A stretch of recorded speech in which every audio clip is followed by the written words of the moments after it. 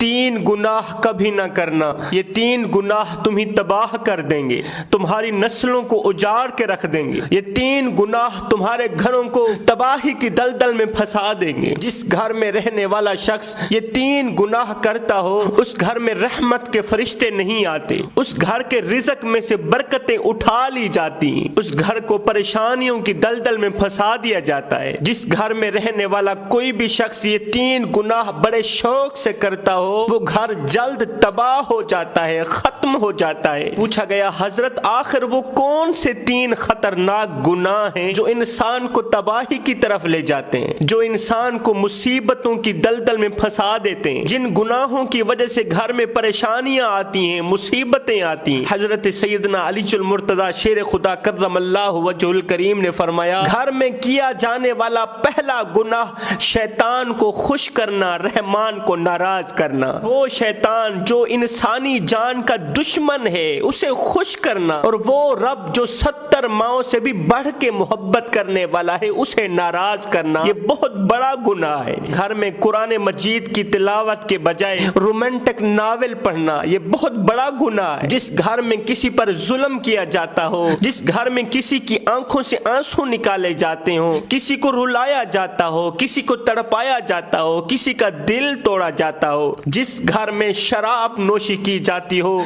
फरमाया ऐसे घर में रहमत के फरिश्ते नहीं आते। आज किस किस का रोना रोया जाए। मस्जिदों में पड़ी चटाइयां हमारा इंतजार कर रही, अलमारियों में पड़े हुए कुरान पढ़ने वालों के मुंतजर हैं, पता नहीं पढ़ने वाले कहां मर गए। हमने कुरान उठाया, घर की अलमारी में रख दिया सिर्फ बरकत के लिए, कि हमने सुना है कि कुरान रखने से घर में बरकत आती है। और कुरान रखने से घर में बरकत तो आती है, लेकिन कुरान ना पढ़ने से रहमान नाराज भी होता है। हम एक लम्हे के लिए अपने अंदर उतरे और सोचें कि इस वक्त हम जो जो काम सर अंजाम दे रहे हैं, क्या वो काम अल्लाह रसूल को पसंद हैं या नहीं। हयो पढ़ पढ़ आलिम फाजिल होयो ते नाम रखाया काजी, 100 वारी तै हजवी कीता ते नाम रखाया हाजी, ओ फड़ फड़ हत्था विच तलवारा ते नाम रखाया गाजी, बुल्ले शाह कुछ खटिया इहो अज ते रब भी नहीं कीता राजी। सारी जिंदगी दी कमाई इहो निकली, आज उस रब को भी राजी ना कर सकी जो एक माँ से नहीं 70 माँ से भी बढ़ के मोहब्बत करने वाला है। फरमाया पहला गुनाह जिस घर में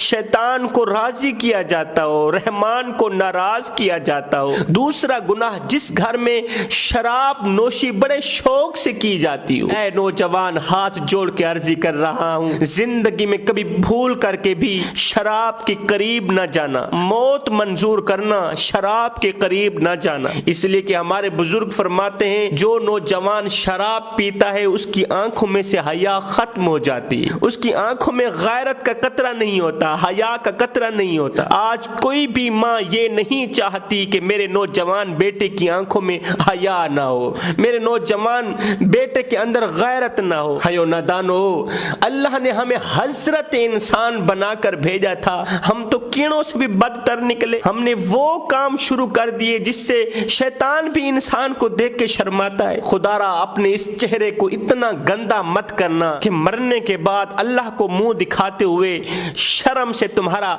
सर झुक जाए। शब रोज आवारगी में गुजारने वालों, पानी की जगह शराबें पीने वालों, सच की जगह झूठ बोलने वालों, सूद का कारोबार करने वालों, मुझे इतना तो बता दो, मरने के बाद अपने रब को क्या मुंह दिखाओगे? यही काली शक्ल लेके जाओगे? यही गुनाहों में डूबी हुई शक्ल लेके जाओगे? यही गंदी शक्ल लेके जाओगे? ये गंदी शक्ल लेकर मदीने वाले को मुंह दिखाते हुए तुम्हें शर्म नहीं आएगी?